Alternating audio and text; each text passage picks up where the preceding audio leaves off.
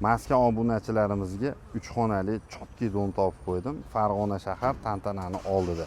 Detskiy plashatkalardan bilib olaverasizlar, birgalikda ko'rib chiqamiz. 3 xonali uyimizni birgalikda ko'ramiz. Remonti udar.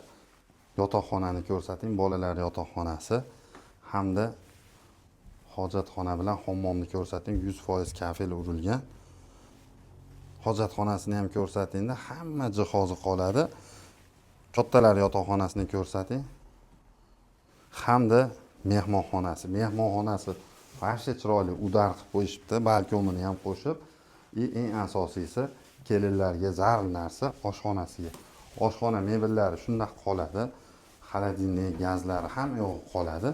Hamda bu yerda bemalol idish-tovoq, kladovka ham bor ekan. Rosa unumli foydalanishgan. Uyni ko'rib chiqqan bo'lsalaring, egalari tomonidan 42800 dollar baholashdi hamma jihozi bilan. Vashe zo'r. Farg'onada bunaqa yo'q. Manzilini aytib o'tdik. Farg'ona shahar davr to'yxonasiga yetmasdan 4 etajli domni 4-etaji 3 xona 4 xona qilib qo'yilgan uy. Gazini bosinglar, uy olaman deganlarga jo'natib, like, podpiskani ayamanglar.